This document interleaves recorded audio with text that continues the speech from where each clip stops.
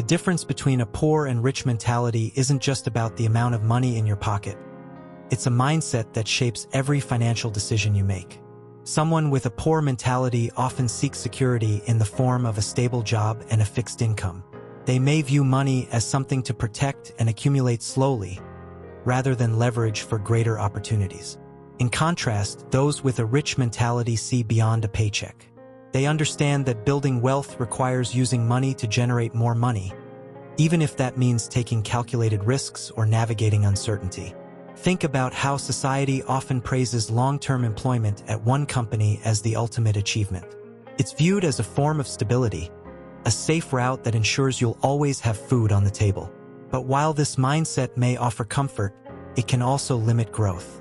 The rich mentality sees employment as just one tool, not the entire toolbox. For example, rather than focusing solely on earning a salary, people with a rich mentality seek to own equity in businesses, invest in assets, and create streams of passive income. They know that true financial freedom comes from multiple sources of income, not just one. Debt plays a key role in the rich mindset. Most people see debt as something negative, something to avoid at all costs. But the rich understand how to use debt strategically to invest in opportunities that generate wealth. They use debt to buy assets like real estate or businesses that appreciate over time. Imagine someone purchasing a rental property using a loan. While they are in debt, the income from the rent pays off the mortgage and even provides extra cash flow. The poor mentality sees debt as a burden. The rich mindset views it as leverage. This difference in mindset is also evident in how each group approaches taxes. People with a poor mentality often see taxes as an unavoidable expense. They work hard, pay their taxes, and hope to save what's left. On the other hand, those with a rich mentality find ways to minimize their tax liability legally, reinvesting the money they save back into their businesses or investments. It's not about evading taxes but understanding how the system works and using that knowledge to their advantage. Tax laws, when understood correctly, can be a powerful tool for preserving and growing wealth.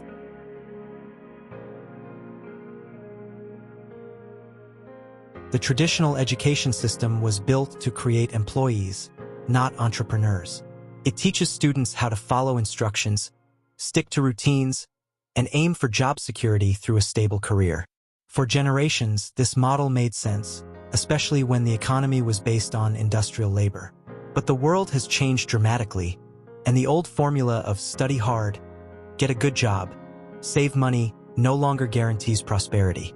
In fact, this mindset is becoming obsolete in a world where money is being printed in unprecedented amounts, reducing its long-term value. Picture a student spending years in school, earning top grades, and eventually landing a good job. This was once the blueprint for success. But the reality today is that jobs are less secure, and the cost of living is rising faster than salaries. Many people who follow the traditional path find themselves trapped in a cycle of working long hours, saving a little, and hoping it will be enough for retirement. The rich, however, understand that education should focus on financial literacy, entrepreneurship, and adaptability, skills that aren't taught in most schools. The disconnect between education and the real world becomes even more apparent when we look at the concept of saving money. In school, we're taught to save for a rainy day, but in today's economy, saving money isn't enough. Inflation erodes the value of your savings, and with governments printing more money, its purchasing power diminishes over time. Instead, those with a rich mentality learn to invest early and wisely, making their money work for them. While the poor and middle class save, the rich are buying assets that generate income and protect them from inflation. In a world where digital currencies, online businesses, and rapid technological advancements are reshaping the economy, it's clear that the skills taught in schools are not preparing people for the future. Traditional jobs are being replaced by automation, and new opportunities are arising in areas that didn't even exist a decade ago. The rich mentality recognizes this shift and adapts quickly, learning continuously from life experiences, mentors, and alternative education platforms, such as online courses or financial books.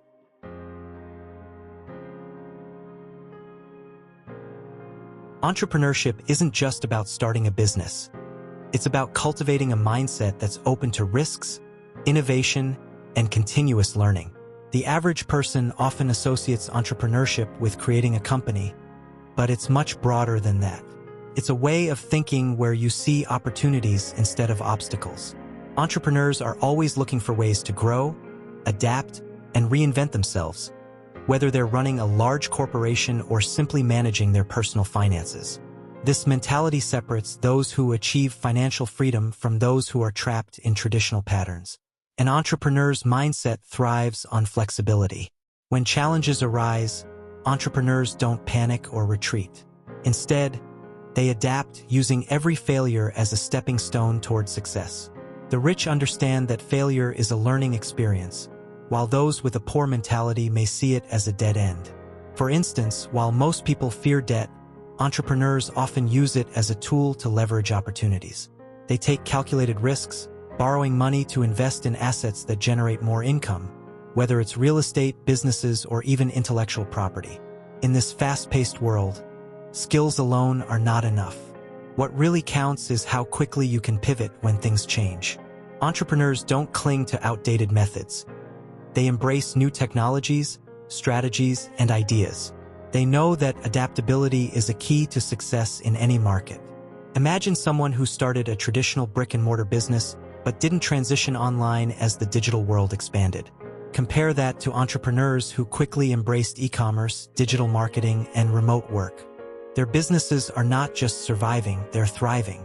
Entrepreneurship also comes with a unique approach to taxes. While the poor and middle class often view taxes as a burden, the rich use the tax system to their advantage. They structure their businesses and investments in ways that minimize their tax liability, reinvesting those savings into growing their wealth. This isn't about avoiding taxes. It's about understanding the rules of the game and playing smarter. Entrepreneurs know how to legally navigate tax benefits, deductions, and credits that are often overlooked by employees who rely on a paycheck. The bottom line is that entrepreneurship is a mental shift. It's not about working harder. It's about working smarter. It's about creating multiple streams of income, leveraging other people's time and money, and building something that grows beyond your own efforts. Whether you're launching a tech startup or simply looking for new ways to manage your money, adopting an entrepreneurial mindset opens doors to financial success, prosperity, and, most importantly, freedom.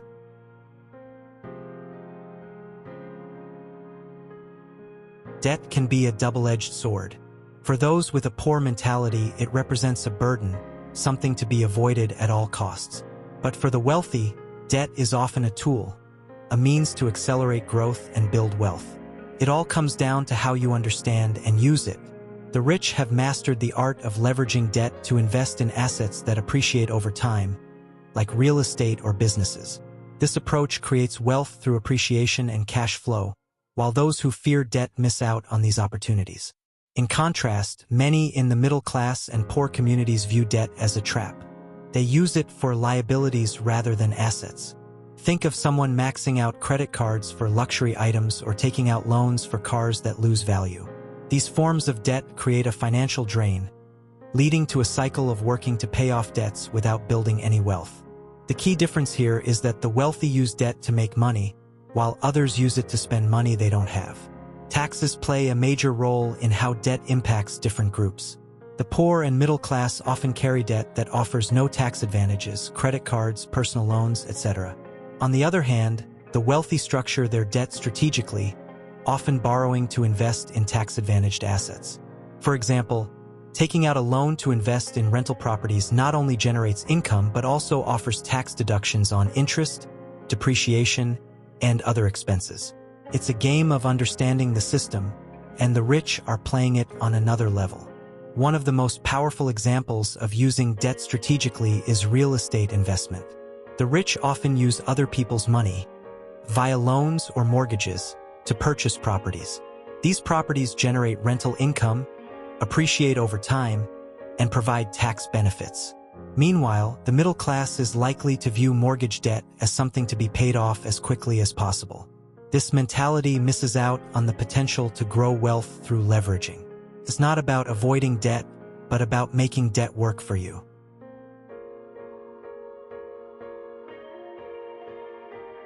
Financial education is often the missing link between wealth and poverty. Schools teach many things, but they rarely touch on the practical skills needed to manage money, understand debt, or take advantage of tax laws. The lack of financial education leaves most people unprepared to make informed decisions about their money, causing them to follow outdated advice.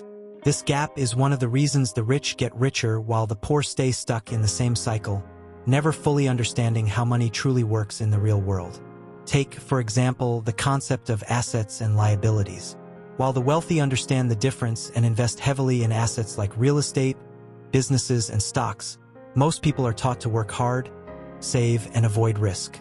This approach often leads to financial stagnation. Without a clear understanding of how to make money work for you, it becomes almost impossible to break free from the cycle of living paycheck to paycheck. The wealthy, however, are taught from a young age to let money grow, understanding the power of compounding and the importance of smart investing.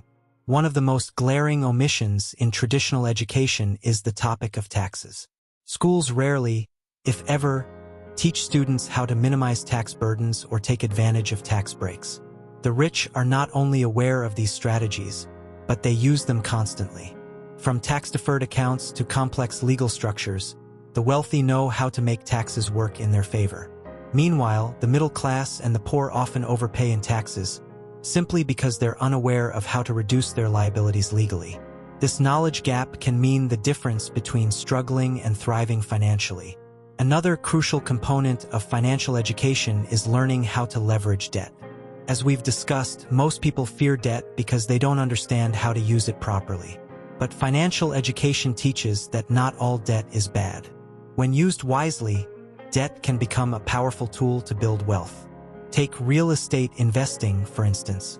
The wealthy use debt to acquire properties that generate passive income, while others avoid debt altogether, missing out on the opportunity to grow their financial portfolio. The difference lies in understanding how to make debt work for you, rather than against you.